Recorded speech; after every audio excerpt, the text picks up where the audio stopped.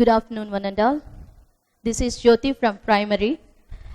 I would like to read a story about stress the importance of reading habit. My story tells you about how to learn, how to unlearn, how to relearn. As it says, it's the story of my title written by Nalini Ramachandran. Now I request you all to pay your attention of my story. It had been 5 years since Geeta had stopped giving tuitions. She missed teaching but enjoyed her relaxed retired life. Every now and then, she would wonder how some of her students were doing in life. Sadly, few students had kept in touch with her, with only one emailing her regularly. Are you rereading Madhu's email? Kite, Geeta's husband, asked, handing her cup of morning coffee to her. The girl writes so passionately on the subject, I taught her, Geeta said. Do you wish more students wrote to you? Kite asked, reading her mind. I do, but I know they must be busy. My role in their lives was limited to helping them through their school days and board exams. I have nothing to teach them now. A tuition teacher is never the same as a school teacher, Geeta observed. But your last batch of students was something. Really bright children, Kite remembered. Madhu, Zach, Fiza, Hari, all were diligent, Geeta said, sipping some coffee. And that poor chap, Vedant, was stuck among these class toppers. The number of administration he has received from you and the never-ending series of impositions you gave him. You must be doing a cameo in his nightmares till date, Kite laughed, checking his cell phone for new messages. I'm sure he hated me. He was my biggest challenge. If he scrapped through his 10th standard board exams, it was only because of me, she said. Kite, are you even listening to me? Geeta asked, noticing him fiddle with his phone. Just some office work, Kite replied, and immediately put his phone away. Geeta, I was just thinking, it's been so long since we traveled someplace. He told her. The last time you said that, you took me to your mom's house in Goa and made me help with its annual cleaning. Geeta rolled her eyes. Kite laughed. No, let's go to the historic site, Uncha Killa. You have always wanted to see it, he suggested. Geeta stared at Kite unbelievingly. You are joking, right? No, serious, Kite said. Really? Can we leave tomorrow? Geeta teased, her skepticism vanishing him. Hold on, how about next weekend? Kite asked, pretending to check the calendar on his phone. Perfect, Geeta replied, and she didn't need to look at a calendar to agree. Ever since she began teaching history and geography, she was fascinated by Uncha Killa, the country's highest fort built by Maharani Anchal Devi. Somehow, she never got the chance to visit it. This would be her dream trip. The day arrived as Geeta walked with Kite towards the towering walls of Uncha Killa. Her heart pounded with excitement. Suddenly, 4 familiar figures emerged in her path and screamed, Happy Teacher's Day! Geeta, ma'am? Geeta was completely taken aback. She looked happy and confused at once. Her brain slowly registered the beaming faces in front of her. They were her good students from her last batch, Madhu, Zach, Fiza, and her. Such a delight to see you after so many years, she exclaimed. What are you doing here? Ma'am, this is our Teacher's Day surprise for you. Kite, uncle helped us by agreeing to bring you here, Madhu revealed. My pleasure, kids. Kite laughed. Makes me happy to see my Mrs. Happy. Geeta blushed. She now understood what Kite's office work messages actually were the other day. How sweet of you all to plant this. And you choose Uncha Killa? Yes, the 4 exclaimed together. Oh, is that? Hello, Vedant, she said, suddenly noticing the boy who was quietly standing behind Hari. Hello, ma'am, Vedant replied politely, but they didn't exchange any more words. The girls excitedly told their teacher that they have prepared a tour of the place an intangible memento to show what they have learned for her.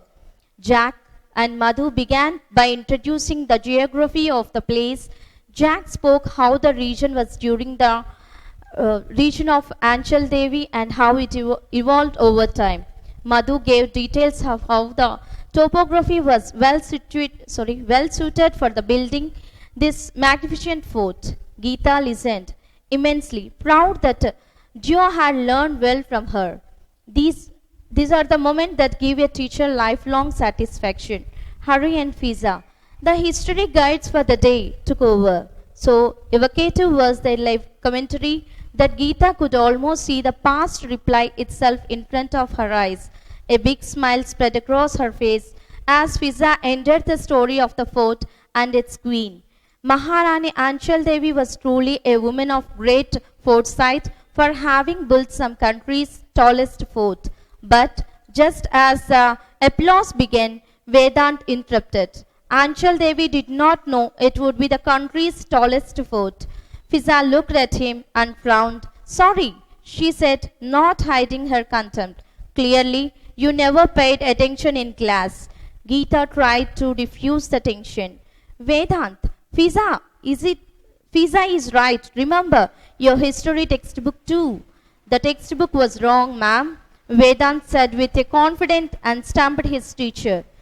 And you know better because you use it to flunk all classes tests, right? Madhu mocked him. Without reacting to her nasty remark, Vedant explained, Anchal Devi built this fort to protect her kingdom from the neighboring king. The topography demanded that a high wall, tall fort be constructed. Centuries later, historians discovered this to be the tallest fort, but to say that Anchal Devi intended to build the tallest fort is wrong. Sometimes people build great things without meaning to. This is why we did not want to invite this dumb horse. Hurry, Madhu whispered, gritting her teeth. Shh, listen to him. The problem is that all of you are full of yourselves. Hurry shot back. Lunchtime, my stomach hungry, Kite suggested, to stop the impending flare-up. After lunch, the four students gifted Geeta a charcoal portrait of her that Jack had drawn. Geeta was speechless, but something bothered her. She looked at Vedant, who stood at a distance. She realized he was a last-minute addition to this plan, for his name didn't feature on the gift. Sensing her focus was on him, she shifted uncomfortably. Then, as though he had made up his mind about something, Vedant approached the group. Everyone fell silent, now knowing what to expect. Geeta ma'am, I know you never liked me, Vedant said, much to the discomfort of his audience. Geeta was too shocked to react. Oh, this fool is spoiling her day. Hurry, Madhu whispered. Hari didn't respond. And that's because I was a difficult student. I couldn't grasp what you taught easily. Like Madhu rightly said, I use it to fail class tests, and marks make a student successful. Therefore, likable, Vedant stole a quick glance at his former classmates. I felt history, geography were boring subjects. I thought you hated me, but one day in class you should said, learning, unlearning and relearning. That is what life is about. The statement you made changed a lot of perspective for me. Unlearned my disinterest for these subjects and relearned that they seem more interesting when I read by myself and did extra research, as opposed to when I sat in class and stared at textbook. I unlearned that thought that you hated me and relearned that it was only your frustration and at not being able to bring me up to par that manifested itself in the frequent scolding I got. Vedant paused. He was not used to talking so much at a stretch. I learned important of life qualities from you. I learned to be polite and helpful, to value time and be punctual, to speak the truth at all times, to preserve and never accept failure. I never learned history and geography properly from you, Geeta ma'am. But I learned how to be a good human being by observing and emulating you. Vedant stared at Geeta, shocked and unable to speak further. Tears trickled down Geeta's cheeks. For her, this was totally unexpected. Vedant started feeling guilty. I am sorry. Ma'am, I didn't mean to. I'm not upset. I'm just overwhelmed, she sniffled. I have thought for 35 years of my life, and yet it is you who made me understand the true meaning of my own words, learning, unlearning, and relearning. That is indeed what life is about. Geeta patted Vedant's head affectionately. I have learned something too, Kite said, wanting to lighten up the mood. How to throw a mushy surprise. As their collective laughter echoed through the fort's walls, some judgmental attitudes were discarded and new opinions formed.